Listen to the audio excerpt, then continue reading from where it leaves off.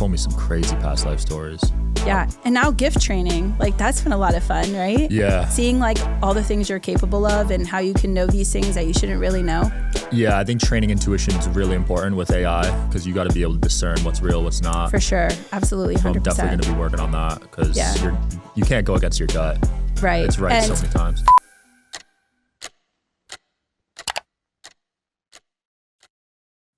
All right, guys, part 2 with Jessenia, my psychic. Thanks for coming back. We're in Vegas. Excited. Yeah, not your favorite spot, so I appreciate you coming out here. You guys made it a lot of fun so far. Yeah. The hotels here are doing something, huh? Yeah, well, it's super haunted. Vegas is super haunted. And a lot of people come here to like escape reality, right? They come here to like drink or to hook up or to party or to get distracted by the physical. So for me, like that feels really, really heavy.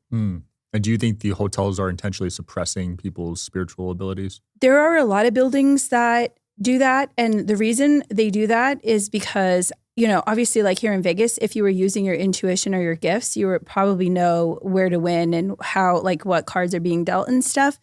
But all of the technology will disrupt your kind of like your ESP or connection unless you're super skilled and you practice a lot. And then you can kind of like get some information, but not as much as you would get outside of the buildings.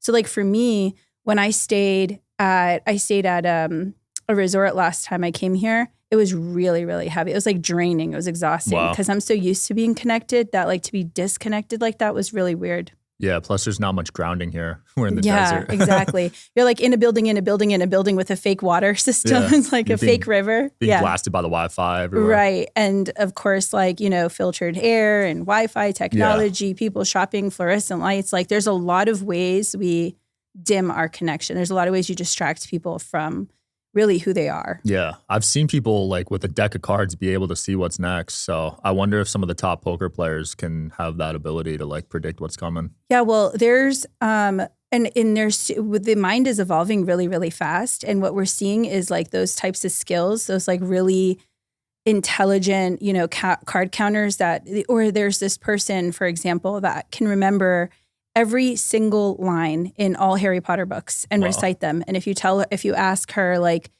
I sort of saw a video on it, but this is a type of brain development that people are using to like read cards or remember cards. Cards are patterns. So if you know how many decks you're playing with and you know exactly how many cards are in the deck, you could actually remember or recite them. So that's not actually a gift. That's more like a mental ability. Yeah. But that's what I'm saying. Like if you don't have those very specific abilities, it would be a little harder to read them.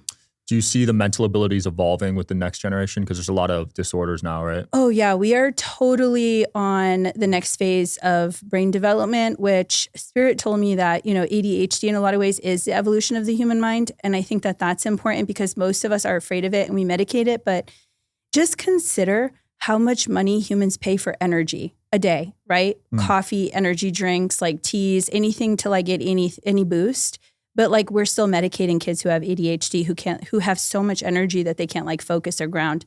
And it's fascinating to me. It's like we are evolving to keep up with the demands of our high-tech environment and world.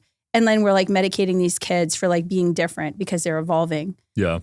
So there's a lot of ways you could tell, like they pick up information really quickly. They can change subjects really quickly. I have a bunch of neurodivergent kids myself, so we do something like symptom hacking to get them to understand their world and their environment. And when you do, they're actually very successful, very intelligent, very curious about the world, and they do have a lot of energy. So I like that it's useful to them in a lot of ways. Yeah. And I feel like we would all pay lots of money for that ability, and we do, right? We pay money for focus pills, for memory pills, for energy in general. And like, then we're mad that kids have it. For real. I remember growing up, they kind of villainized ADD, ADHD, and autism. They made you feel bad for having it. Right. And it shouldn't be that way, right? Right. It's so amazing.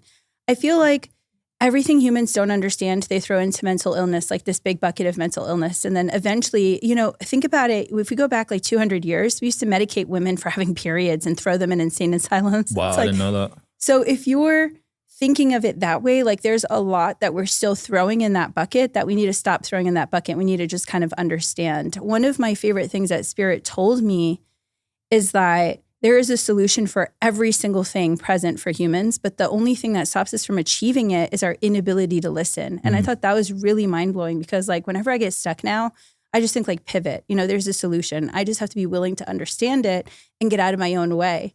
So even like when we're talking about mental illness, I feel like we've refused to understand it and we just throw it in a bucket. Like you're just crazy, medicate, we don't like you, whatever it is that people say, or feeling rejected, feeling ostracized. But the more I dig into it and the more I look for solutions and try to understand it, the more I actually get serious results. And I think that's fascinating. That's interesting. What's Spirit been saying about AI? Is that like something we should keep an eye on? Well, we are totally I think we've all seen it just recently, just the amount or the way technology has evolved in the last like 50 years is absolutely insane. So there's a lot of things about that. AI will run our government system. It will. AI will take over a lot of our jobs. AI will do a lot of things in the future. And there is a fear some people have that it'll take over their like livelihood or their work or their responsibilities. And the idea is AI is supposed to take over the shit we don't want to do anymore. And then we have time to do the stuff we want to do, right? Like we have time to heal. We have time to be with our families. We have time to raise our children. And that's the point of all that. So if you are concerned about AI taking over, I think it's important to get a job or some type of purpose that AI can't take over, right? Like we're even getting to a place where we have that supercomputer Google just created. Yeah. And that computer at its finest could work like a prediction. It could create predictions of the future because it sees so much information that it can generalize patterns. And a lot of humanity is actually based on patterning. So if you look deep enough, like you'll see like we have cycles of war, we have cycles of famine, we have cycles of destruction, we have civilizations that all crumble around the same period or the same type of evolutionary pattern. So we all have cycles and we all function on cycles. So an intelligent computer chip like that could create predictions of the future and like what's happening around us. Yeah. Did you see that AI that predicted like a world war? It was scary. But it is real. I feel like humans are always on the brink of some war. So I asked Spirit this question one time because a client asked me and they said, does Spirit get afraid? And I was like, I don't know, let me ask. So I had this conversation. I was like, does fear exist in the spirit realm? And they said, yes, but not like it does for you guys. And I was like, explain. And they said, when you guys get afraid, you fall into like paralysis. Like you stop doing, you stop creating, you like restrict your energy and you become very one-minded, like me and only me, self-preserving, right? And when we face fear, we just correct it. We just think, oh yeah, I'm afraid. How can I fix this? How can we move through this? How can we find a solution? So there's less of that. And it goes with my other favorite quote they share all the time. It's that pain is inevitable and suffering is a choice, right? Pain is inevitable in any experience, but getting stuck in it is the suffering. And we all do that. We all get stuck in cycles of suffering until we're like courageous enough or brave enough or whatever, intelligent enough to face it and change it. Yeah. Yeah. It seems like there's always war, but there have been times in the past that there was peace, right? Yeah. I mean, ancient civilizations. I think what it comes down to is if you look at, again, if we're talking about patterning, what tends to happen is humans weren't very self-aware. And when you have a control-based dynamic or a power-based dynamic, you want to lead with obviously control. So it's fear-based, right? You use fear against people to keep them small so that you can maintain and control them. And what happens in fear-based systems is eventually people retaliate. So it always self-destructs. And I think that's the pattern we need to get the hell out of already. Like every civilization has been fear-based, has been control-based, has eventually corrupted and self-destructed. Because you can only hold people onto fear for so long. But also fear surfaces a bunch of really terrible hormones that actually destroy your neurology, your brain, your ability to like think, remember, comprehend, like function at all. So again, people deteriorate. And if you have enough fear and enough deterioration, they're going to fight anybody. They would bite the hand that feeds them. They would rebel against their brothers and sisters. They would lose touch with reality. They fall into desperation, which is very self-preserving. Yeah. So I feel like that's the pattern we really should shatter, right? Yeah. And I think that's what we're working towards, like on earth spiritually. We're trying to get to a place where compassion leads, where healing leads, where intelligence can lead, where people feel safe to grow. But that's brand new. You know, we haven't really had a lot of civilizations that were built that way. Do you see Trump ending that pattern because he's attacking the media who kind of puts fear in people, right? He is definitely like a rebel. And I think that that's what makes him such a good revolutionary of sorts. Like, he doesn't really like to be controlled. He doesn't like to be told what to do. And I think that that's why he is important in that position. He is a piece of a very large puzzle that was going to end up in revolution no matter who was in power. Oh, really? Yes. So, I mean, we were headed there already. So he's kind of like, you know, the way I say it is he's kind of like the puppet for that, you know, that wave or that evolution in that pattern. And he does have qualities that make him good at that job. Yeah, that makes sense. He was very controversial in 2016, but I think people are more accepting of him now. Yeah, it's interesting. I think it's his ability to like not be controlled, again, that they love so much. Like if they're like, hey, don't say nothing. He's like, they told me not to say nothing, but I'm going to say something. Yeah. And I think that's what people really like about him. I wonder if these big politicians embrace spirituality in any aspect of their lives. You know what? I have so many past lives where I've worked as a healer reader for the government system. Really? So, I mean, think about like even way back to Egypt, you know, pharaohs all had a high priestess. All leaders had a spiritual teacher, a guide, a guru, someone to help them make really difficult decisions based on their intuition or whatever spirit needed or what the people needed to predict terrible events and help people or prepare for them, right? Yeah. Like if I knew that there was going to be a drought in 2 years, we would create a really strong harvest and we'd prepare and we store grain and we do stuff to prepare for the drought, which is why a lot of these ancient civilizations associate traumatic events with punishment from like source and spirit, because like they didn't have a strong channel or their channel didn't see it coming. They felt like it was a punishment. Like, why didn't you let us prepare? You know? So you've had a lot of similar past lives, it sounds like. A lot of lives, very like government affiliated, you know, and I guess that's why I know so much about power and control and manipulation and like trying to understand how to free people in a healthy way or solutions to kind of break the pattern in the cycle. Yeah. Do you see history repeat itself a lot? A lot, yes. We're definitely on... it's just, if you were to just Google anything, like the cycle of famine, the cycle of disease, cycle of poverty, cycles of drought, like you would see there's usually some type of pattern. And humanity functions on a pattern. We have a developmental scale. So like, for example, even just reading someone, let's talk about the like really minor version of this. Yeah. Is if I'm reading someone who has sacral chakra trauma, it's going to be very similar to somebody else's sacral chakra trauma because it's in the same storage compartment. It's in the same filing cabinet. So again, that's a pattern. There's a lot of patterns here. We are not like this sloppy creation that was just kind of blopped onto earth. We are these divine, very intricate, deeply like constructed beings that have, you know, a chakra system to me when I'm using it is the soul to body program. So it's like, how do you store all of your soul's information and all of your soul's history? You store it in your chakra system. So all the lives that have similar themes, like if I died and had a lot of grief, a lot of guilt, a lot of self-sabotage, lost a lot of family members, dealt with a lot of death, my heart would have been really, really difficult. It would be really destroyed and I would have natural heart problems. So like, that's my heart chakra. I'm carrying all those lives here. Yeah. So they store, it's like a filing cabinet for our soul. I remember you cleared one of my past lives where I had a heart attack. I was really stressed and I used to have heart palpitations all the time in this life. And it went away after that clearing. So the beauty is if you clear them soon enough, they don't manifest. And if you do not clear them, they end up manifesting as disease or other issues and illnesses. So that's why like sometimes we're not really born with something unless it's really severe. But I have been working on babies lately. And I've noticed that it's really fascinating because you can get results much, much faster because they grow so fast at that age. Wow. So like, you know, something that would take me maybe a year with a client, we're having like instant results with a baby, like, you know, 2 months. Dang. Yeah, you did someone in the group chat, right? Yeah. Yeah, that was incredible to see that.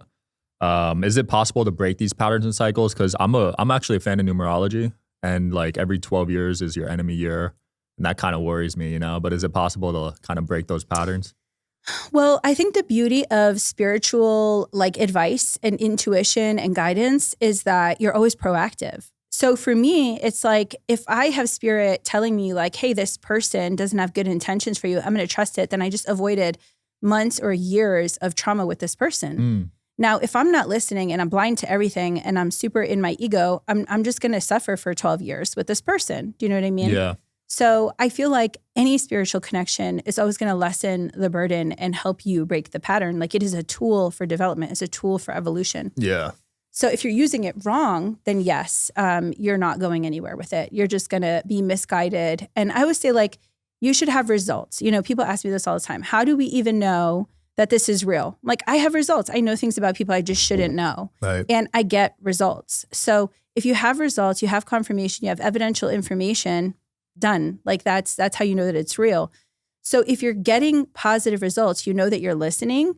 If you're stuck in a loop, if you're stuck in repeated patterns, if you keep like messing up the same shit, then you're not growing. You're not actually listening. There's something that you're missing there. Right. And if you repeat those patterns, you'll just reincarnate and do it over, right? Exactly. Yeah. Yeah. So people don't realize that it doesn't end with just this life. Right. Yeah, exactly. Like, let me just take this again and again and again. You probably stopped some marriages. Well, I mean, a lot of things, healed marriages too. You know, I feel like people get so stuck in their own bullshit that they forget like, oh yeah, I actually care about this person. So, you know, one of the things about even healing karma and like not reincarnating that people don't understand is past life repair helps you kind of, I call it expedited evolution because it will help you not have to come back to heal all that crap too, which is fascinating. Like if you're still carrying it in this life, you would have had to come back again and again and again to heal all those. Yeah. So, and we were talking about past life repair yesterday, and you said it's a form of time travel, right? Right. So when I go into these past lives, I had this really interesting experience where I was talking to this person. So I was reading a client, I was going into their past lives, and I was asking them questions because I get in their head. I want to understand their trauma. I want to understand their wounds. I do some really deep energetic healing while I'm in there. And then they started asking me questions and I was really confused. And I was like, do you like hear me? Do you know that I'm here? And they were like, yeah. And I was like, what do you think I am? And they were like, obviously my consciousness. And I was like, oh, okay. I was like, great, your consciousness.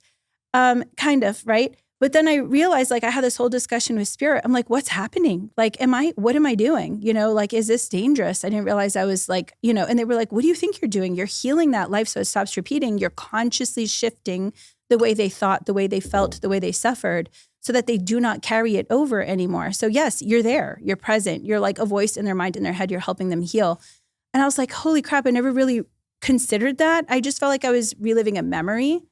But I thought it was really cool to learn that like this was a real conversation and that they were hearing me in that very moment, even though I'm here in this time. Yeah. And you've done a lot of past life readings, right? So many past life readings. It's actually one of the, I think that and gifts are why people come to me. So past life readings and then gift like readings and development and training.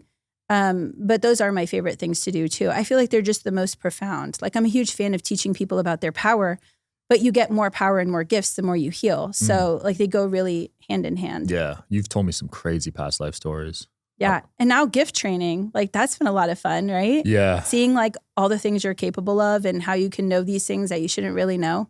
Yeah. I think training intuition is really important with AI because you got to be able to discern what's real, what's not. For sure. Absolutely. 100%. So I'm definitely going to be working on that because you can't go against your gut. Right. It's right and so many times.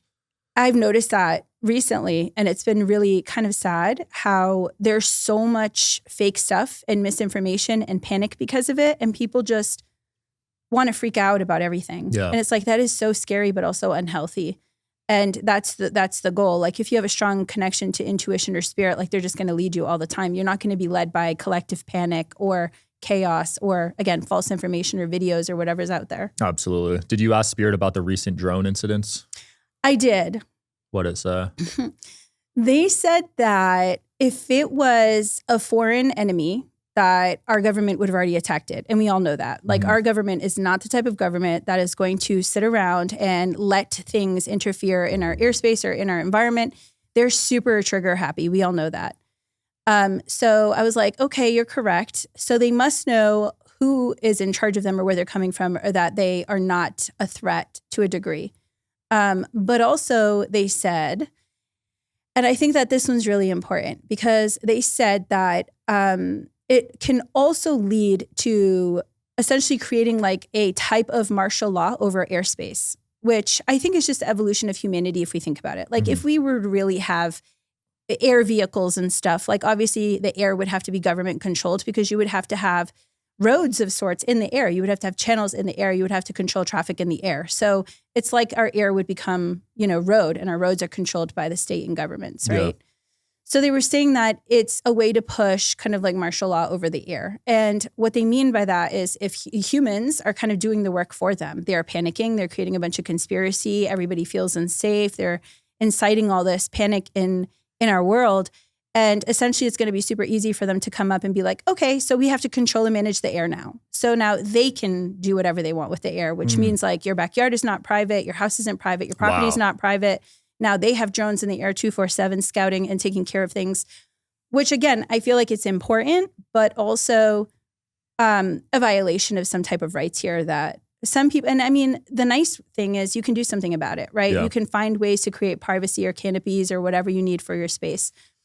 Hopefully without taking away sunlight and things that you actually need. Well, there's already a ton of satellites. They can kind of zoom in and satellites are not like instant sometimes. That's true, yeah. So they're not as accurate or as instant. Imagine having bases all over the world where you could just fly a drone that has the capacity to literally like laser or target or shoot or record or send messages directly. That would be like, you get a lot more done very fast. Yeah. There's some really advanced drones. I've talked to people in the military. They're like the size of a fly and they could get in your house. Right. Kill you. Super nuts. Right. And I'm not saying that that's what they're trying to do, but you get more power. Yeah. And I feel like the point of that in the future makes sense, right? Because like I said, if our skies are kind of like our roads, then obviously something has to control that to keep people safe. Because if not, everybody's crashing everywhere and you've got strangers in your yard. Yeah. Do you think the government has access to UFO technology too? Absolutely. And I think it would be silly to not believe that because there's a lot of things that we have and we can do that don't make sense. Like, for example, one of my favorite little just like pieces of, facts are if you look at the technology that they use to, like land on the moon, it's less advanced than our phone. And yet we have phones, but like we're not like landing on the moon every day. Right. So why is it causing so many issues and so much pollution and so much disruption and so much chaos? Like, and where do we get that big leap in technology from, right? How do we have these adorable little devices? But also there's this theory that I love that Spirit talks to me about all the time, and it's that sacred geometry. And the way that you understand sacred geometry is that the pattern will repeat in the micro and the macro.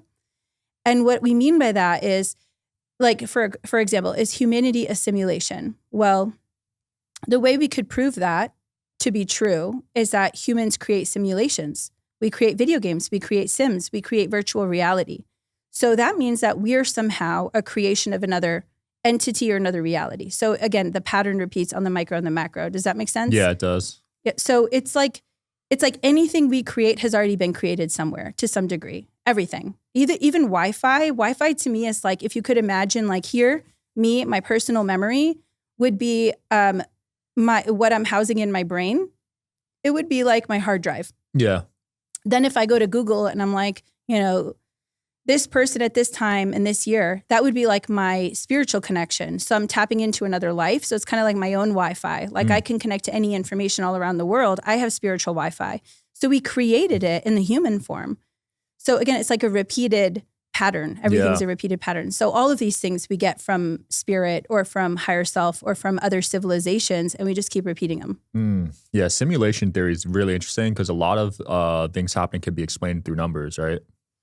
I do love numerology. And like I said, everything is patterned and there's a really beautiful, intricate design. But I have seen people who get so obsessed with numerology that they forget that there's like a million other modalities and important information that you could easily evaluate. Yeah. So I never recommend like getting so lost in numerology that you can't even realize what's going on around you. Like you're in an accident, or like there's this really sad story of a woman who like followed 3 3s into murder. And it's like, you could have used other senses to understand that was a bad choice or not great for you. So when it comes to like any extreme, I'm a huge advocate for all tools and modalities and like to stay super open-minded. So I would never like be so super, this is right and this is the only way of anything. Yeah. I'll go to a numerologist. I'll get an astrology reading. I'll get a psychic reading. And it's not because it's wrong. It's just that it's, humans are limited. So like you could say 33 means something to you in your mind, in your brain, but that's like a page out of an encyclopedia of what 33 actually means. So I feel like all the misinformation is human. It's not spiritual. It's not numerology. It's not astrology. It's like we're so limited because we're just learning about all this information that you could get misinformation obsessing over one thing. That's why it's great to combine all these modalities. 100%. And then align it. My mom went to a psychic and she said, you're going to get married in 5 years. And then I think she kind of tried to force it. So you got to be careful, right? Yeah. With who you go to. Right. We do have free will.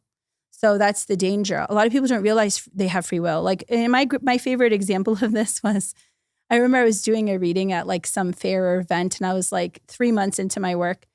And this person showed up and they were like, am I going to keep this job? And Spirit was like, yes, of course. As long as you don't fuck it up. Like if you stop showing up, if you show up drunk, if you talk crap to people, like you have free will. If you go out of your way to ruin this opportunity, it'll fall apart. If you do not, and you do your job and you show up, you could have this job for a couple of years, maybe 5 or 6. So I thought that was funny. I'm like, yeah, like what you do matters. And people put so much emphasis on like what they think they deserve and not how they're going to get there. Yeah. Well, there's those people that say like 95% of your thoughts are subconscious, right? Yeah. Well, I feel like way more than that. I feel like we have so much subconscious information that we just don't always tap into. Like for me, the subconscious is our higher self, our soul, our past lives, like our experiences outside of Earth. So when I tap into my subconscious, I'm having conversations with all of that. So I feel like way, way more than that. I feel like we're less than 1% of our intelligence, even on Earth. And even like, one of my favorite things to remember is like, I'm always learning. I'm not done. I'm going to keep growing. And as long as we consider that, there's always so much to learn and grow from. Yeah. Is it true Earth is really difficult and we're here kind of just to get through it? Yeah. Well, not just get through it, but Earth is incredibly dense. And that density does intensify like emotion and trauma and fear and panic.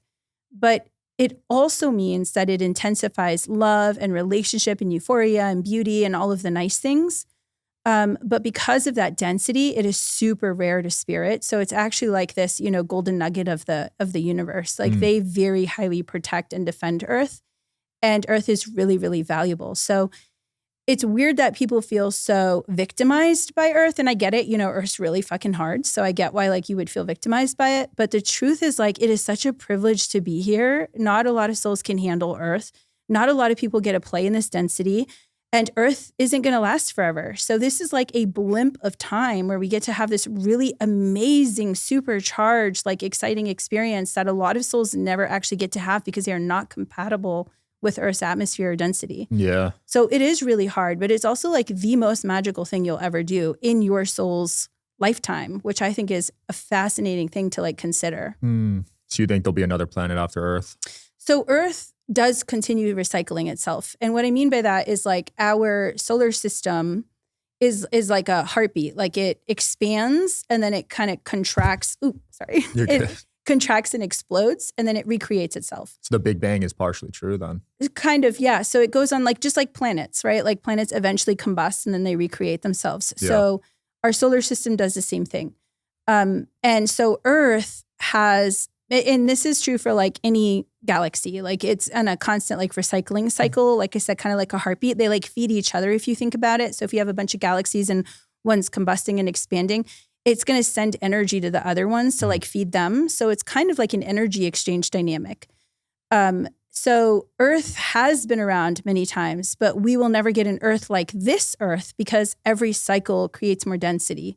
So the more we experience Earth, the more powerful we actually get as souls. Wow. And there's not a lot of gyms for that. It's kind of like this gym where we get to work out our energy, our ability to manifest, our ability to create, our ability to use our magic and our power and remember who we are in the densest form.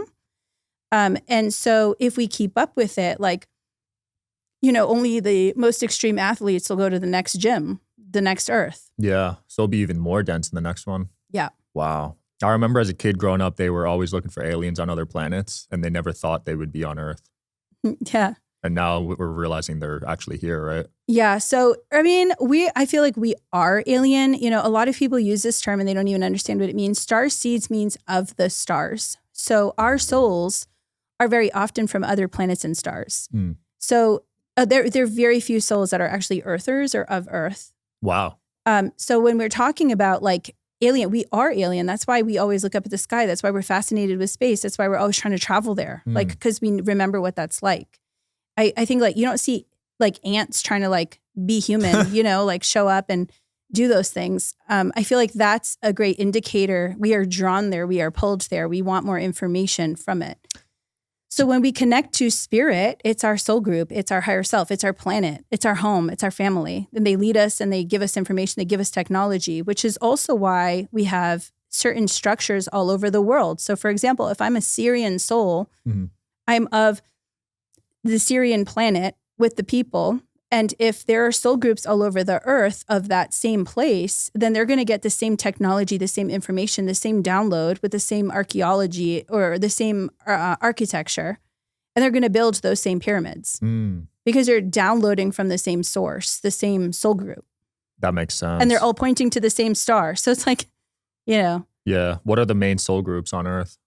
Right now, Palladians are really popular, but it's because they run Galactic Council. So like they kind of control airspace and stuff. And they're great leaders, but they're not good at doing difficult things. So they're popular. I feel like a lot of people think they're Palladian because Palladians communicate to everybody. Like they're kind of, they're experts at communication. A lot of people have the misconception that they can talk to everyone or channel everyone. But the idea is most people channel their own soul group or their people, which is why some readers struggle connecting to other people. So like, unless you're a language expert or know all the soul groups or have studied them, then you may have issues where you're not allowed to connect to certain soul groups. Like for example, Lemurians are very, very, very highly protected souls. And if you're not Lemurian, you don't get access to their records, their past lives, their information, their planetary things. They just don't allow it. Wow. So you need special like permission to communicate and connect with them. But we have Palladians, we have Arcturians, we have Marians, we have Earthers, of course, we have Syrians. There's a bunch of other ones, but and Nihals, and I feel like they're all very connected to Earth's evolution right now. Like I've seen a flood of these souls come together and like work to evolve Earth. Oh, angelics. Angelics are, and this is interesting. A lot of people don't know that angels incarnate. And I think that's interesting because it's like they're actually the largest soul group currently incarnated on Earth. Yeah. Whoa. I always thought they were just light beings. Nope. Angelic soul group are the largest ones. And they're very beautiful. Very like exactly like the paintings, like super bright, energetic, like, you know, light balls of light with these beautiful, gorgeous wings.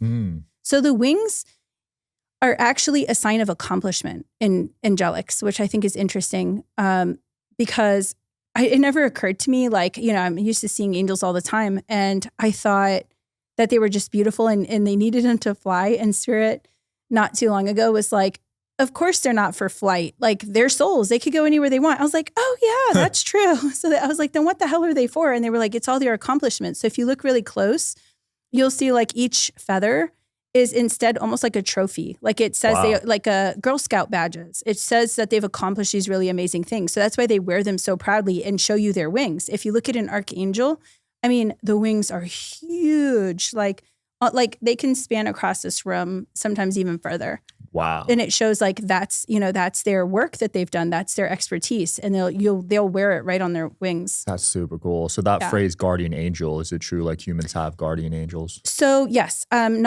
it's interesting, like you can have a guardian angel and not be angelic. We're all working for the same mission. So you may be assigned a guardian angel, but it would just be kind of like, it'd be one of your spirit guides. So everybody has spirit guides, about 7.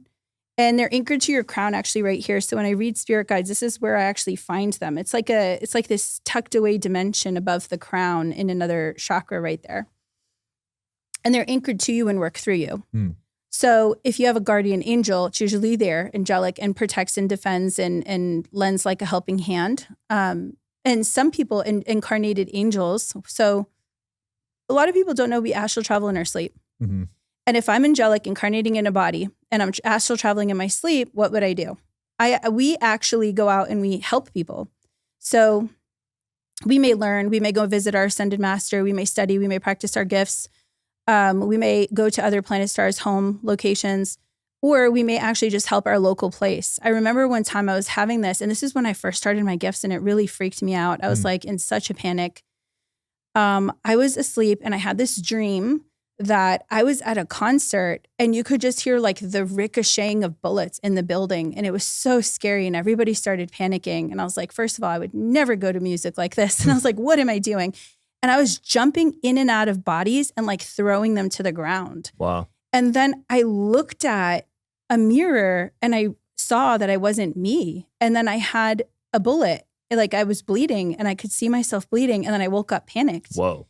And all over my phone was this horrible concert shooting like 10 hours away that was happening exactly at that moment. And I was like, holy shit, was I there? And Spirit said, yeah, we do that a lot. Like all souls will go help other people.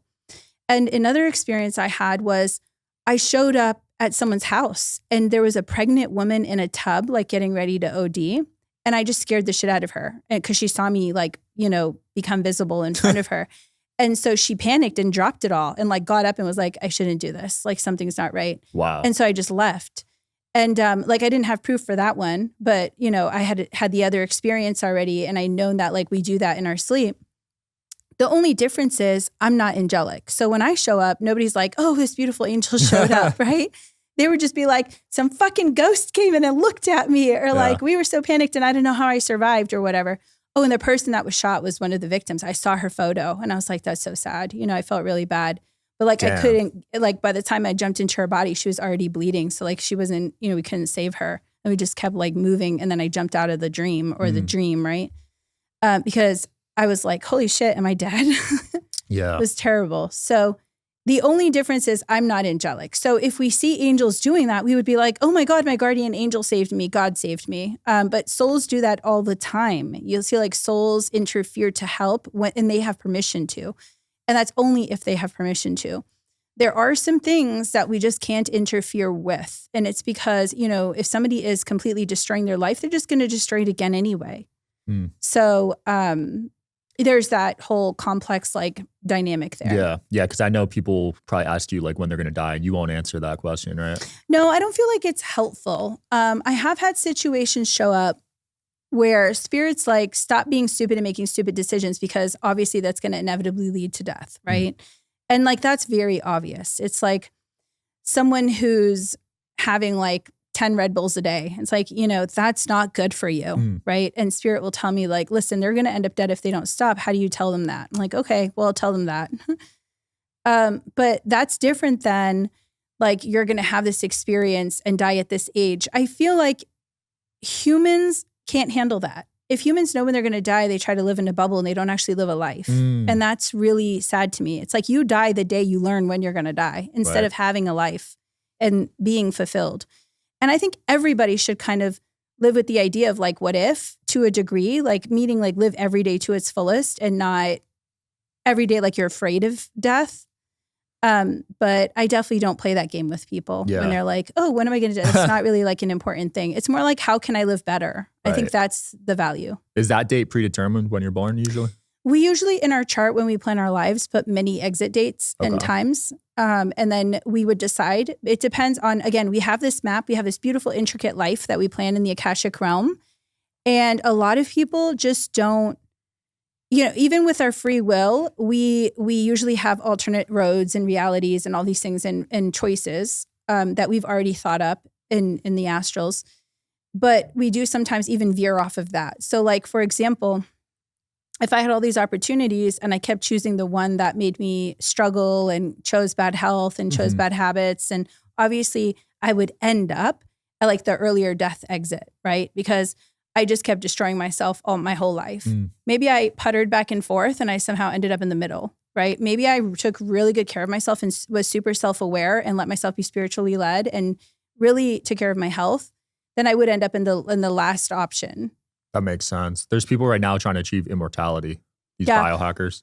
I really feel like we're meeting some of the last generations to age, and that aging will somehow become like this like beautiful, unique experience that like not many people get to have eventually. Because it is true. Like we're getting to a place where, especially if we are doing quantum healing or past life healing, you'll realize that you feel better longer, you get sick less, you have less disease, anomalies, and issues because you're not carrying all this in your energy field. And then like you just feel really great all the time.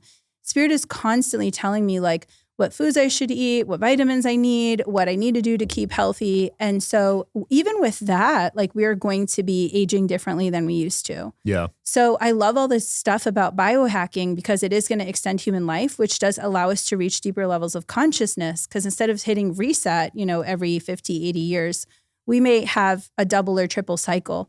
But I do feel like we're reaching the end of normal aging, which I think will be really fascinating. Yeah. Is it true? I think it was the Anunnaki edited our genes so we lived to like 120.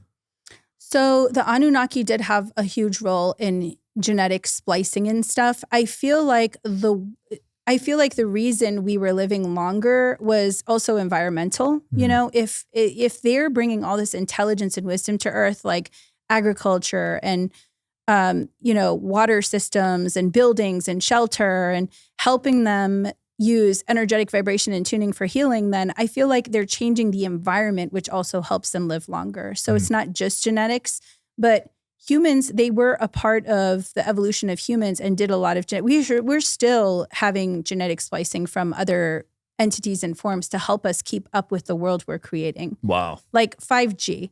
So Spirit said this to me, and it's different here in Vegas because you guys have so much technology and so many buildings that are like aggressively bombarding you with intense energy all the time. So I feel like if I lived in a really intense world like that 24/7, I would want some protection from like extra, 5G and waves and all the electronics. I would want to shut them down. I would want to protect myself a little bit more. If you live in a more rural reality, I feel like what Spirit said to me, which I thought was really interesting, was you have to be exposed to it in order to evolve into it, right? Through it.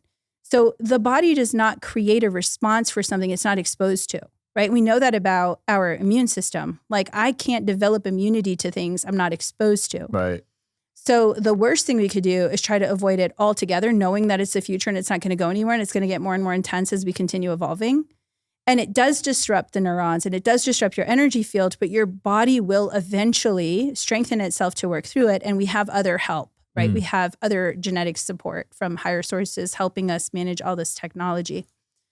But not being exposed to any of it at all means that your body is going to be so much more affected when you walk into a room or a space or a place that has a lot of technology because it's like really unavoidable. Are there solar flares linked to the 5G stuff? Solar flares, solar flares happen all the time. And they happen before 5G and they'll happen way after. And they do have a really strong effect on humans, but it's more like an energetic like wave coming through. So for me, like solar flares, almost like supercharge, right? But like 5G is a little bit different. Like 5G can disrupt your brain, create brain fog, create difficulties remembering, missed memories. Missed years. Some people just don't remember what they did yesterday, but like also 5 years ago. And it can create a bunch of issues like neurologically. So that's with extreme exposure. Now, if you have a little bit and you're getting used to it and you're adjusting, then I feel like you would just not notice it as much. I mean, technically right now we're having super information overload with technology. So like you can learn anything anywhere in any minute. You can reach any part of the world. And technology is amazing for that, but it's also very overwhelming for the brain. Yeah. So like, I feel like we're trying to adapt to a bunch of things at the same time. And that's why we feel like we're kind of falling behind, but we're also not letting the brain develop, like we said earlier, right? Like ADHD it means I love jumping from different subjects all the time and I can retain all of this information. So we're evolving to it, but it's slow and technology is moving faster than we are. Yeah. That's why the spiritual revolution is kind of happening too, right? Right. Like we really need to keep up with it or we're all scared. Yeah. How do you think so many TV shows and movies are able to predict the future? You got The Simpsons, you got The Matrix. Yeah. So Spirit told me that nothing is actually created from nothing. Everything comes from or is channeled from some type of reality or some information or some place or space or dimension or realm. So all of these stories that we have access to, stories of magic or powers or special abilities or living in a matrix or, combating dragons, like they all come from somewhere. These beings exist somewhere, which is also why you find a lot of stories have repeated patterns. Like, for example, there's stories of dragons all over the world, before communication and technology and the internet. So, because they're channeling them from somewhere. So dragons used to exist? They do exist. They do exist in other realms and dimensions. Wow. Because there's all these mythical creature stories like Bigfoot, dragons, mermaids. So those exist in other worlds. Well, like, I think people will eventually learn that Bigfoot was kind of like a variation of the human species that kind of took off and reverted to the woods and mountains. Oh, wow. So they were human. I did not know that. Part, like a Sasquatch? Like a branch. Okay. Like caveman type thing? Kind of, but very intelligent. They're very intelligent, telepathic, connect with nature. That's why they like being in that area. That's interesting, because growing up, they taught us cavemen were stupid. Well, no, cavemen are not the same as like Sasquatch or Bigfoot. So they're different branches. But I mean, it's interesting because people love to obsess over the idea that evolution is linear. And it's really not, because if you look back in time, like we might have not have had as much book smarts or memorization or time, like we didn't maybe know math the way that we do, but we could channel from spirit, and channeling from spirit means endless information coming to me all at the same time, right? So like they were still understanding like disease or infection and using herbs to heal and building extreme buildings and doing amazing architecture and reading the stars and connecting. And even predicting the future. Yeah. And we can't do any of that today, but we have technology and are poisoning ourselves and are like self-destructing, right? So it's interesting that we assume like they were stupid and we are smart.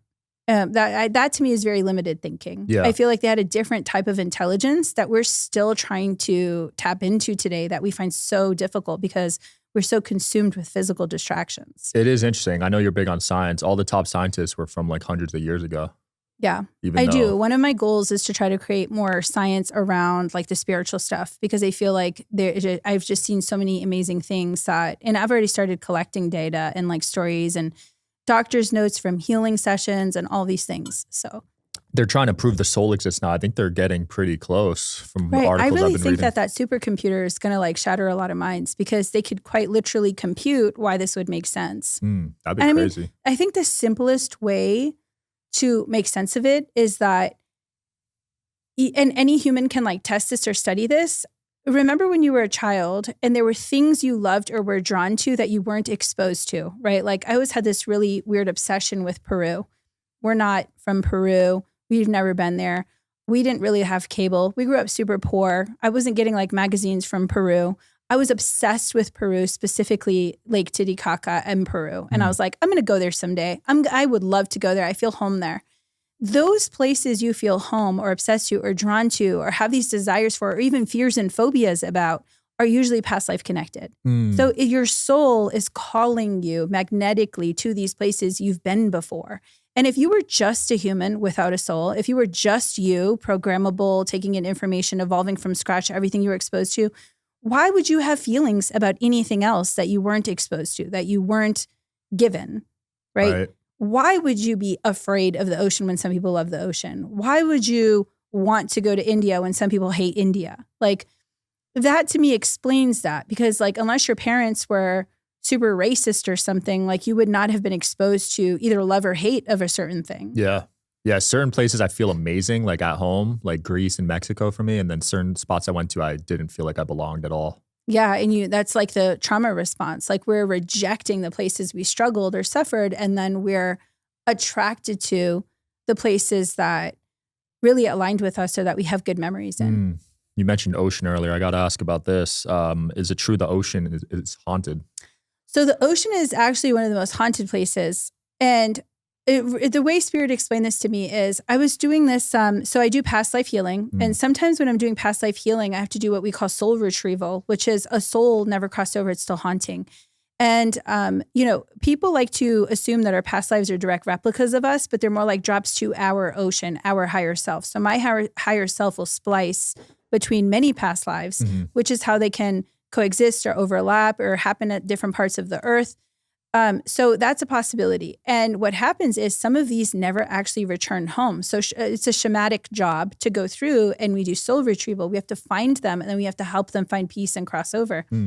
So one time I was working with this person, And it was really early in my career and they drowned at sea. So I'm like, okay, now I have to go in and pull up the soul and like help it cross over. And I couldn't. Everything I did, like they just stayed trapped. They stayed trapped. They stayed trapped. And I was like, what the hell am I doing wrong? So I go to Spirit for counsel and we're like talking. I'm like, can't pull it out. What do I do?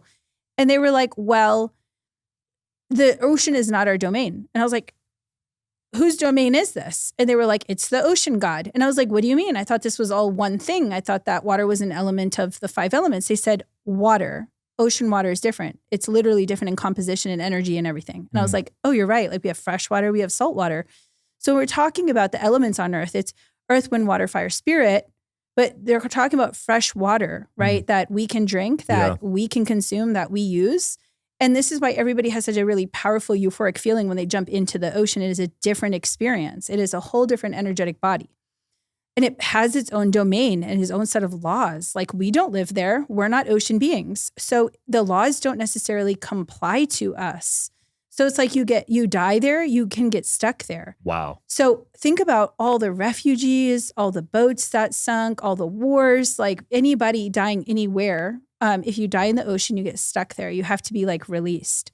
So there are ways you can release it, but like a shaman would have to essentially make an agreement to like the ocean god, which Spirit also explained makes a lot of sense. Like we needed the ocean and land to create life. Yeah. So they came together as 2 separate entities to help nurture life. And the ocean wouldn't have life and the earth wouldn't have life without each other.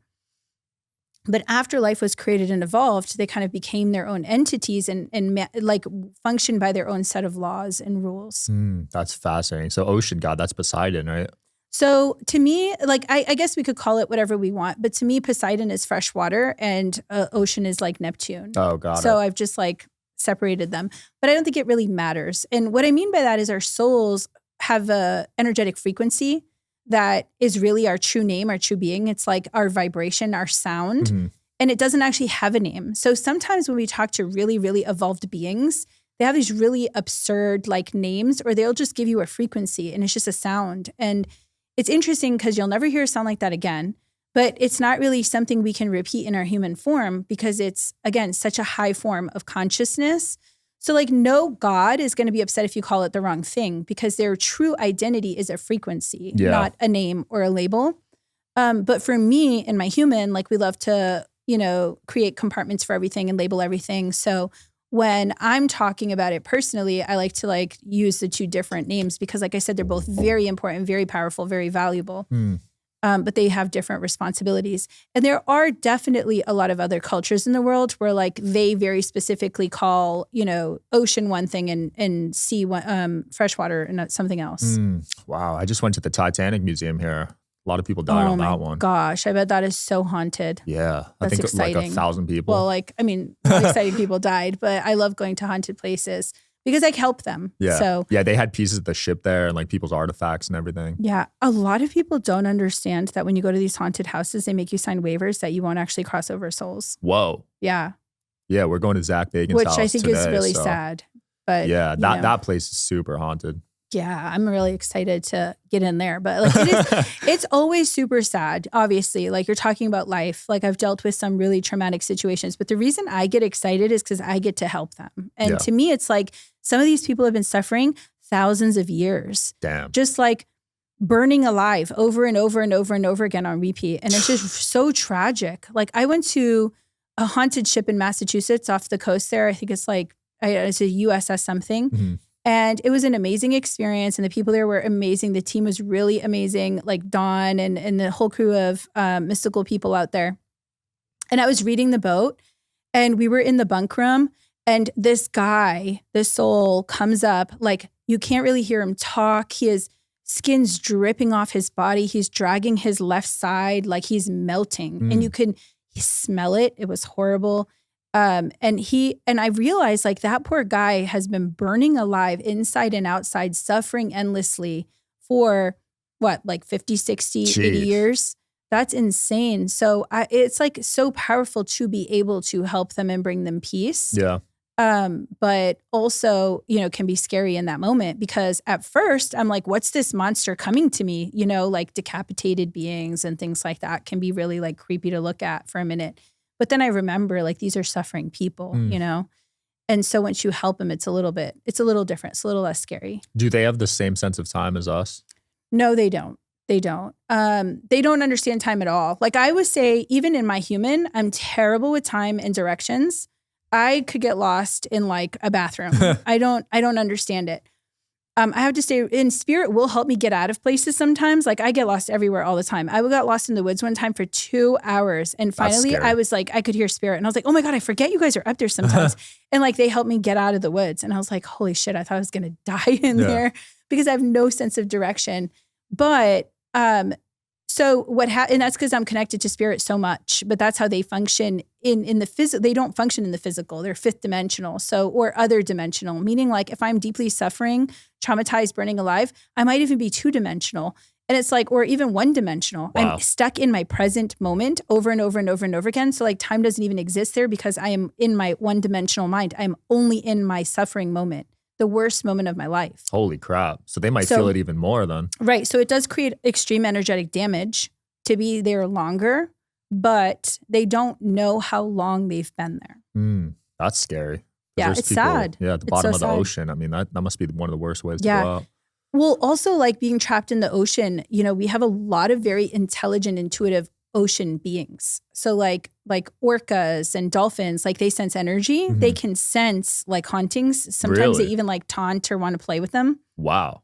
Yeah, dolphins are smart, man. Same with octopus. Yeah, and octopuses, like they all have it. So a lot of people don't know that ocean animals function on really electricity. Like they're reading electricity in the water, and that's how they fish and hunt and like travel and know where they're going. And that's why the electromagnetic disruption on Earth is actually worse than the ocean. Wow. So the more we struggle with the electromagnetic disruption, the more the ocean life goes kind of chaotic and crazy. Like they forget where to fish, how to hunt, where their families go, where they should be. So like if you notice weird migration patterns, there's been an electromagnetic like dump somewhere in the ocean, and they're disrupting the electromagnetic frequencies of these animals. But they're hypersensitive to it, which also means spirit, because it's all energy. It's all a form of energy. That's interesting. Do you think any animals are aliens?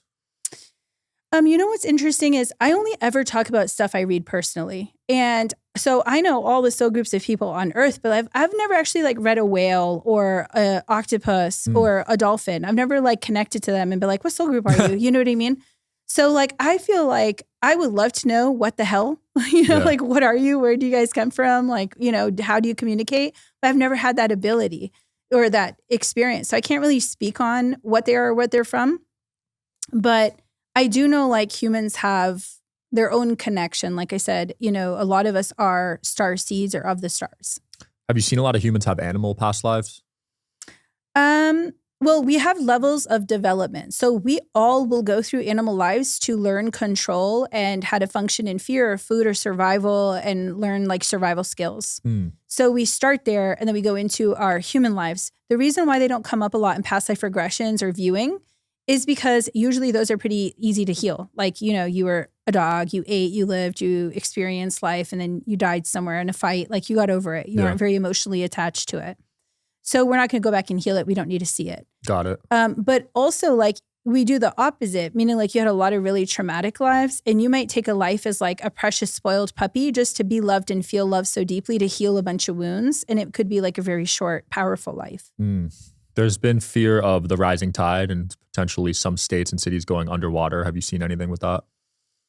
I have. And I have also seen, I've also seen what could potentially fix that. And it's kind of like one of those things that I feel like everybody panics about, that everybody wants to panic about things they don't really understand. But essentially what eventually will happen beyond our lifetime is that it feels like California will actually crumble and go into the ocean and create an air pocket. And a lot of water will go under these. So if you think about it, it's these two tectonic plates that keep like crushing up against each other. So what you get underneath them is an air pocket. So eventually if this crumbles enough, the land and the coast area is going to start like kind of being consumed, and the water has a place to go. So it's going to relieve a lot of that pressure, but it's also going to take in a lot of water. And that will create a bunch of waves and issues and, disruptions in itself because it's a large, massive land moving. but it will help diminish some of the destruction people feel or see with the ice things moving and melting. But also we have other air pockets like that around the world that people don't know about because like we're not, deep in the ocean, we're not deep in the ice, we're not doing those things. So as these things melt, it's not what we think it is, right? Like there are air pockets to take in some of this stuff. Also, eventually humans are going to have to learn to adapt, like change ocean water to water. I know we do it now, but it's very expensive. So we're going to have to develop more technology to make ocean water consumable because we're just not going to have enough water. We're using too much water. Really? Wow. So we need to remove the salt and all the other stuff in the ocean water to drink that. And eventually it will go back, right? Eventually it'll cycle back and become ocean water again. But we need to find a way to do that. So if you think about all the water we would be consuming when we figure that out. Do you think another ice age is possible? Well, I mean, like we said earlier, there are patterns and the earth has patterns and the Earth's atmosphere or the Earth's world, just weather in general has had extreme shifts throughout history. So it's inevitable that we're going to have major shifts again. And that's why history exists, so that we could look at the pattern and see it kind of repeat and recreate itself and then prepare. But yes, the world is changing and we are altering it. I mean, we're altering it with our pollution, with travel, with machines. We're changing the way weather affects us. Yeah. We're also bringing back extinct animals. They're bringing back mammoths. Exactly. We're doing a lot of things we probably shouldn't be doing. But. Yeah. I like mammoths for some reason. I don't know if I was they're so cool. a mammoth in a past life. Again, it's like you shouldn't be, when you play God, there's consequences. So in everything we've done, everything we've created has consequences, good and bad. A lot of people like to attack plastic and be super upset with plastic, but plastic revolutionized the medical industry and surgery and saved billions of lives. It's just that humans need to learn to stop abusing it. Humans need to learn to have more self-control. And if we don't have self-control, we'll make anything a weapon. We'll make anything self-destructive. Yeah. Cause and effect, right? Right. That's why cloning scares me. I think like once you're dead, you should kind of leave it there. Yeah. But you know what cloning is really good for? Organs. Okay. Right. So like creating like extra organs for surgery and but here's the thing with organs though. I just found out like if you get an organ transplant, you inherit all the memories from that person. Well, that's why cloning is good for people, but like you would clone yourself and you would use your own organs, which means you'd have a better transfer and less garbage. But here's another really interesting thing. If there's no soul in a body, the body does not evolve the same. So it would evolve a lot slower. So you might even like regress somehow depending on the organ and its lack of development.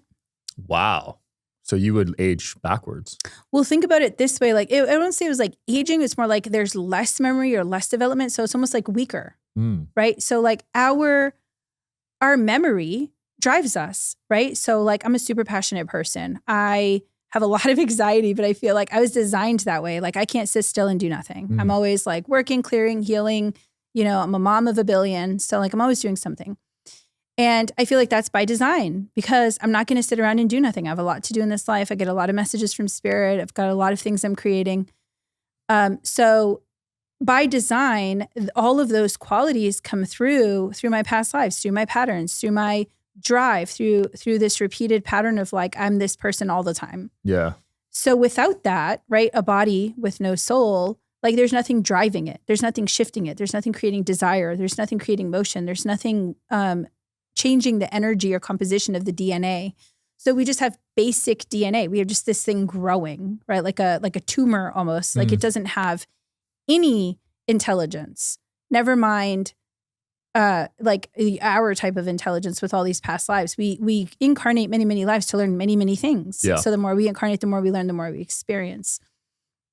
So I think that that's a big problem in that reality or that world. You're never going to get the same like person or the same thing. You're just going to get a blob of cells. Have you ever read someone and they didn't have a soul? That'd be spooky. No, I've never had that experience. So bodies are very, very valuable. If there is no human, like there's no soul, there's no light soul, light body or light being in the body, then something else will take it over. So like demonic or lower energy. So you've seen that, a possession before? That's scary. Is it as bad as the movies or they exaggerate that? So demonic entities can possess, and that means they take over a body without permission. And hauntings can also take over an empty vessel. So we call that, my theory is that that's the pattern of dissociative identity disorder, is that many souls are fighting for control of one body. Do they retain the memories? Like, say you get possessed? It is so fascinating for both, yes. But when you have dissociative identity disorder, what I've learned reading people is that all of these different identities and beings can like switch control, and you will get everything about that person, like their smell, their diseases, their issues, their mental health issues, their thought process, like their habits, their addictions, all come through that body. And then when they switch, you get a whole different person, like a lisp, developmental issues, different languages. Like people have spoken different languages that they never knew. Wow. Because that entity is now in control of the brain and kind of like using the car or the vehicle to do whatever it wants. So I think that's so fascinating, but they can also keep memories from each other. Yeah. So it depends what kind of control they have over the vehicle and how they manage the vehicle. But then you can clear them, which I think is fascinating. Like if it's hauntings, you can clear hauntings if you have that ability. So I've actually worked with clients where we've removed the alternative personalities. But the thing that I guess people don't really consider is you still have to deal with the consequences those things did in your body, which is horrible, horrible guilt. Like he couldn't forgive himself for like what he did when he was this other person. And that was really sad. And his family also wouldn't forgive him. Damn. So like, even if it wasn't you, even if you would never, even if you were controlled by another entity, you may not get to go back to that life. That's scary. You may have to start fresh. Yeah. I remember that movie. Was it called Split or something? The guy had like Oh my 20 gosh, such a good personalities. movie. Yeah. There was two of Yeah. them, right? Yeah. I saw both. But the I don't know if I saw the new one. Okay. Yeah. But one personality was like destructive and all the rest were friendly. Yes. And you can remember if you are possessed, like sometimes that memory will linger and it makes you feel like you're still possessed, even if you had an exorcism or banishment. But eventually that goes away if it's gone for real. Like the idea is if they wanted you to remember, sometimes like they have the ability to remove memory too. Yeah. You've been to a lot of haunted places. Which one like stood out to you the most? I think Lizzie Borden was my favorite, and it wasn't because it was like really special or anything like that. I think it was just personally special to me because I had no idea I had gifts when I went in, and I left like freaking out, realizing like I think I was like 25 or 26. Okay. So it was 10 years ago. Like that's when I realized I had these abilities. Wow. And I had gotten, so I was in a relationship and like they had a bucket list of all these haunted places they wanted to go to. And I was a total skeptic. I did not believe in any of it. I was like, nobody's been able to tell me anything that was valuable or confirmational, or like I couldn't get evidence for it. And I was like, I don't care about any of this. I've been to a bunch of readers, got shit. Nobody could read me. I was like, yeah, this isn't real. So I go to this for their bucket list and we stay the night. And like, the reason why it was so profound for me was because I was hearing and seeing all these things I shouldn't know. And there was a bunch of people who actually knew around me. And I could say it out loud and somebody would be like, how would you know that? Like, that was true. Somebody did say that. Like, my theory was, because the souls told me that the father was super, super controlling and abusive and actually sexually abused the girls and refused to let them move out or grow or have a life or have boyfriends. So the thing was like, they knew if we didn't get rid of him, we would never be free. Yeah. So Lizzie decided kind of almost like heroically, even though it was a terrible, awful thing to do, to free her and her sister after like literally a lifetime of abuse. And so they all told me this, which is why she's so proud of it. So she's still there today, like bragging about what she did, because she's like, I was brave. I faced my oppressor and my abuser, which a lot of people don't understand. So, and then of course he's super pissed off and grunty and like doesn't forgive himself. And the stepmom was very abusive and controlling, and she didn't like the relationship he had with his daughters, and because it was inappropriate. So like there's a lot of anger, there's a lot of emotion. I saw all of that. And I was like telling everybody, because I was like, what the fuck is happening? Like, why am I seeing all of this? And at the end of the time, the guy was like, wow, you're really good. How long have you been doing this? I was like, today. He's like, are you serious? And I was like, yeah. He's like, you got so much more than all of our other private investigators. Wow. And I was like, wow, like I remember I just left and sat in my car to like breathe. And I called my mom and I was like, what the hell is happening? Like, what's going on? And she's like, you're special. You didn't, like, I tell you that since you were a kid. And I was like, I thought you meant like stupid. I thought you meant like special, like my brain wasn't functioning because like, you know, That's I what it hated meant school. back then, yeah. Yeah. And she was like, no, Jessenia, like you've been seeing stuff and knowing stuff since you were very little. And I was like, well, you could have just said that. Like I didn't know. Does she have powers too, your mother? Yeah, my mom has dream premonitions. Like since then, I've like awakened to the reality that my family is super, super gifted. Like I've traced my family all the way back to Tainos. So Taino natives, and we had shaman relatives that were like healers and psychics and remote viewers. And so since then, I've learned and uncovered all these things about my family. And they were super gifted. My mom's been having dream premonitions her whole life. She's very intuitive. She knows a lot of stuff. She's very sensitive. And but the thing is, none of them would call it a gift. None of them, because the superstition and the religion wouldn't allow it. So like we were raised this way, but we were never taught that it was something like outside of our human. We were taught like, that's just what we know. That's just what we do. But it's not a gift. It's not spiritual. And my grandpa would even say like, oh, those things are demonic. Everything's demonic. Don't touch anything. So we were raised with a lot of fear-based thinking and fear-based beliefs and stuff. So like for me, I just didn't realize it was anything special. I didn't realize it was a gift. Like I remember as a kid using telepathy to like communicate with hauntings and like hearing them and hearing their story and knowing exactly what they wanted or needed. And just having a whole conversation and walking away from it. And it wasn't until that day at 26 where I realized like not everybody did that. I thought everybody did that because it was happening internally and I was still like going about my day. Yeah. So that was really the difference. Like I realized like, oh, this is like a thing. It's evidential. It has like information that can be proven. I was like, wow, I'm not insane. It's like people can't do that.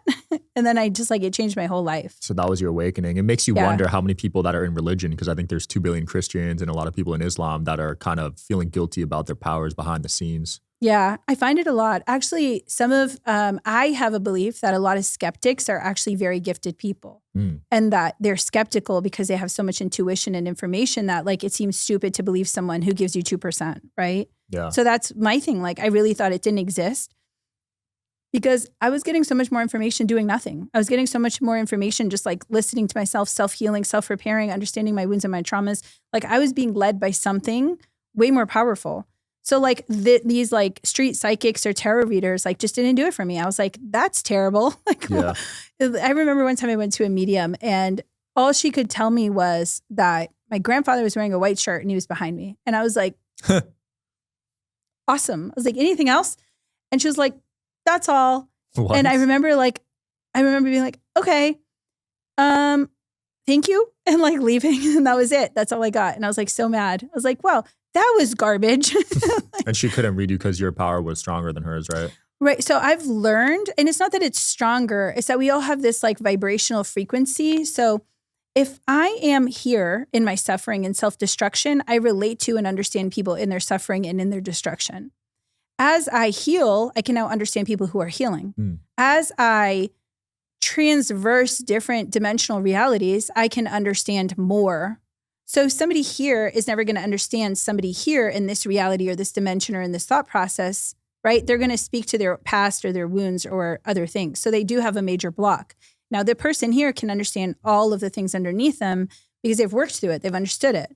So it's not really like I'm better than you or anything like that. It's not like I'm more powerful or anything like that either. It's just, it makes sense by energetic response that like people who hadn't been there can understand it. Yeah. When we channel, we're not just channeling random information. We are channeling our soul level experience. So like the things I teach, the things I know, the things I see, when I talk about spirit, I'm talking about my spirit team and my higher self. My past lives have given me all this information and I'm able to help people understand it.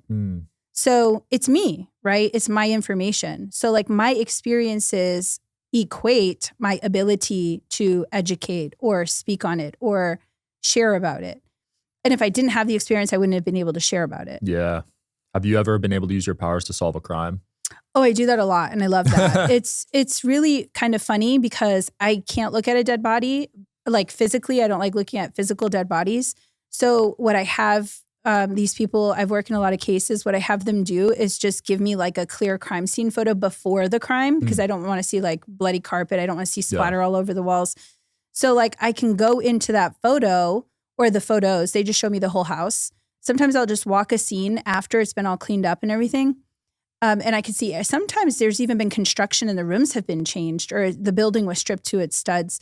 But what I'm saying is there's no evidence there because they clean that up before I get there because I don't work with the department. Like I'm not an employee of the department, but I do work with the department as an informant or as, I think they call it just like a witness. Yeah.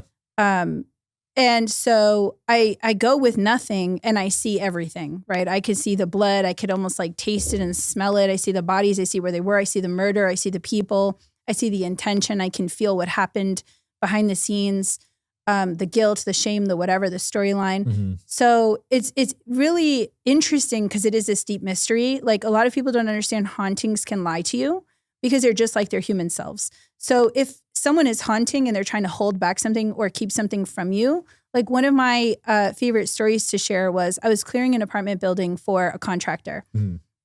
The 3 floors in the apartment building, everything was ripped to studs. So you couldn't see anything. You couldn't see furniture. There was no cabinets on the walls. Like everything was literally just studs. And we went through the apartment from the top floor down. And at the top floor, all these ghosts and entities in different parts of time were like warning me about the guy in the basement. Mm. I was like, all right, I guess we'll learn about this guy in the basement eventually when we get there. And by the second floor, I was seeing this guy in the basement run up the stairs and like deal drugs to these like college kids. And then in the first floor, I walk in and there's this woman and I'm like, okay, hi, here's your apartment and it's a haunting. And I'm asking her what happened here. And I'm walking through the apartment and she goes, I would never tell you. And I was like, okay, I'm going to find it out anyway. So I'm walking through the apartment and I saw a residual imprint of a murder. Her son murdered her. Wow. So he had drugged her and I could see the whole thing. I could see where her chair was, where the table was, where her cabinet was, where her medicine was. And so this acts as evidence because like nothing was there. And the person who ripped the house to studs could tell me, absolutely, I've been in this apartment. I grew up in this apartment. That's exactly where she would sit. That's exactly where her cabinet was. That's exactly where her medicine was. So what happened was he had drugged her and then she had gone to bed thinking like something wasn't right. I'm not feeling okay. And then they had fought by the door and I could see them fighting. And then he got angry and pushed her and she fell into she was much older and she fell into the night table and hit her head here and here. So again, shows up on her autopsy. Fentanyl shows up in her autopsy, shows up she was drugged, shows up that she was that she had bumps here. He picked her up, put her in her bed, covered her, paced back and forth, and then called the ambulance. So she was where they said she was. The crime scene shows that she was in the bed, and that's exactly where the bed was. So I could see where the bed was, where the table was, where the bureau was, everything. And so that acts as evidence. So it helps you get enough confirmation to know that something is real, but also it completely aligned to the autopsy. The only thing was they didn't have enough evidence to charge the son. So now they had more information. She ended up hiring like a detective to figure more out. He actually died before the charge. He overdosed or? No, he had cancer. Oh, damn. Yeah, but he had a lifetime he got rid drugs of the and nightstand, issues. so and, they hid the evidence, right? Well, I mean, people like to think that like cops are so efficient. I think they've been tainted by, TV and media. But the truth is that if there's no pull to call it a murder, they usually don't. Like they just thought she had done something she didn't do and she got drugged up and she fell. Right. So it looked very innocent. And if that's the only story they heard and her son's the only one who told it, they're not very likely to investigate that further unless it's outwardly suspicious, like she has a knife in her chest or something like that.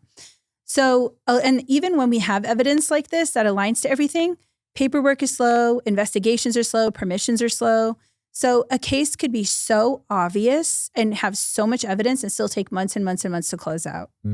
That's crazy. Yeah, because so by the time the autopsy real life comes, is not like the movies. Yeah. No, it makes sense because the autopsy takes weeks, months, right? So by the time that comes like in, toxicology reports, DNA findings, like, yep. Yeah, he'll just hide all the weapons and everything, all the blood, he'll clean it up. And he would just, the house was taken over and again, ripped to the studs. So like any evidence that might have been there after, like that they didn't properly investigate, would have been destroyed when they ripped the house to studs. Like not even carpet on the floor. So you're not getting like blood, you're not getting cells, all of it's gone. That's crazy. Yeah, I guess you can only do what you can. They can't really prove it, right? Right. So it's better to work with something that's fresh. Like I've been on crime scenes like months after, years after, but it would be much more efficient if I could go on the day after because I could lead them to a lot of information that they can prove immediately. Like one of the things on the other crime scene I was on, like I could see a laptop on the corner over here right where he was doing his murder. He was like literally Googling things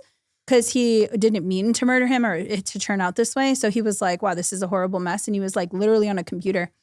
I was like, there's a computer there. They're like, we confiscated all the computers and we didn't find it. And then they went to another house connected that, I led them to. And they were like, oh my God, she had a stack of computers and we didn't have permission to get them, but now we could get them. Oh, wow. So like they didn't think to get them. They didn't think to ask for it. They didn't think to like do that unless, until I told them like we're missing a computer and they think they found it later on. So she was Googling like how to clean up a body or something? It was, so it's really interesting. Like I've had murder things where murderers don't realize that bodies go into rigor mortis very quickly, especially if they're small bodies. So like one man killed his wife and the body went into rigor mortis very fast. And what's rigor mortis? Your body stiffens and hardens. Oh, okay. So like you can't bend it or move it. So his plan was to like roll her up and wrap her up and like throw her somewhere. But he couldn't bend her anymore. So he ended up having to cut her. So like he panicked and was looking up like, and I could tell exactly what he was looking up. And it's so wild because it showed up on the report later on. They actually found the history of him using the iPad and doing this.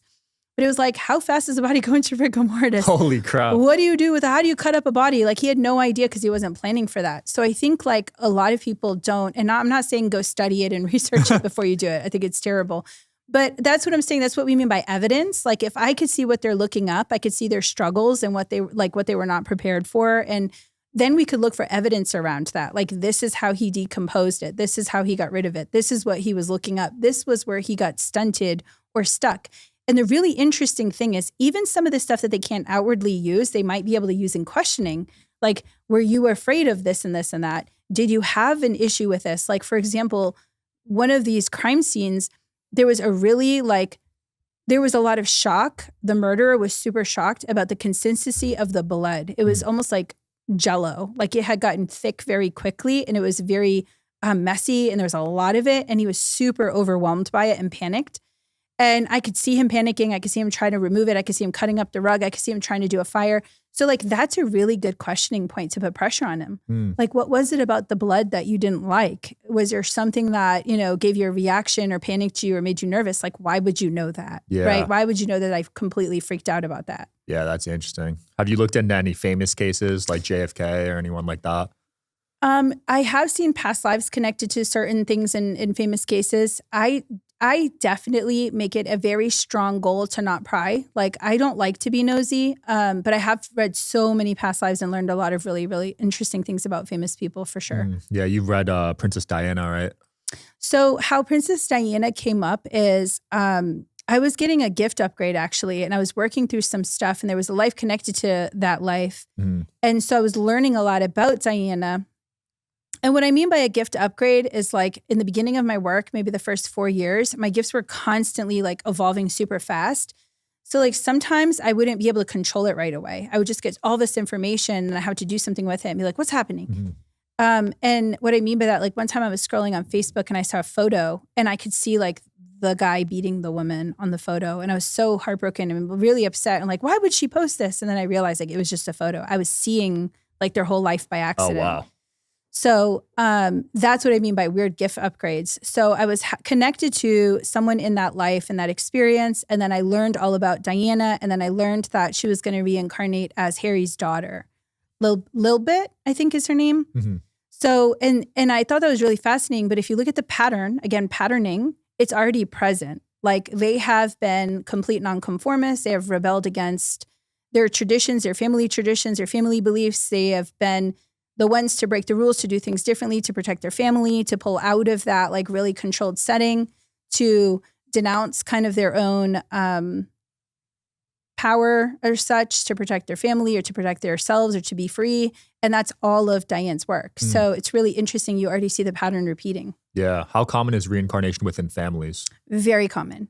And it's common because we want to clear the debts we left. We want to finish the story we weren't allowed to finish. We want to continue on the trauma we created. So like for her, it would be her passionate desire to like be a part of her kid's life. Like she absolutely loved them. And so to be pulled from them so fast would have meant that she would want to be back with them, you know, to finish and have these moments and these memories. Yeah, because there's a lot of generational trauma within families, right? Right. So someone has to put an end to it. So like she can come back and heal what she couldn't heal through them because they're carrying the wounds of that, obviously. They directly were affected by all the decisions made during her life and after. That makes sense. Is it true humans are going to be eating bugs in the future?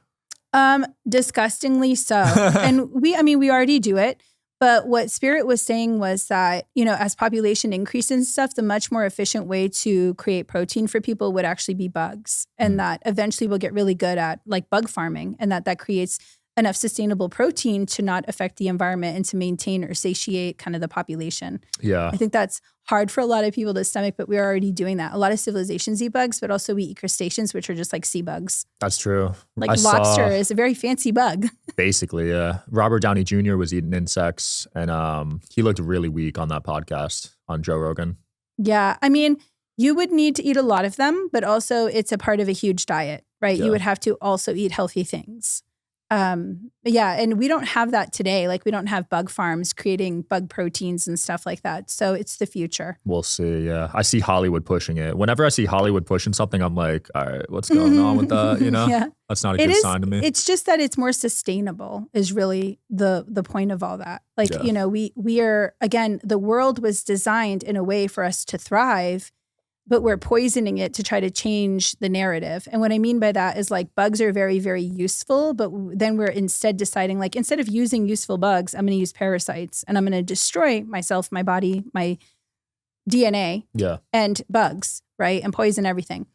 But the reality is like, if we have this abundance of bugs and we were able to make them into sustainable protein and end hunger and create more nutritional variety for people and help people develop and grow and just neurologically develop better, physically develop better, live better lives, then we would all evolve as a species, but it's a lot more sustainable than like these huge dairy farms and these huge like cow farms and all this stuff we're trying to do right now. Yeah, I know you don't eat meat, and a big part of that's the energetic component to meat, right? Yeah, I have nothing against it. I don't judge other people for it or anything like that. I just read animals. So to me, it's very strange to eat something who's like talking to me. And I feel like horrible. I can't do it. I can't eat things that talk. Well, I've been looking into the energy side of food, and certain meat is just not sourced ethically.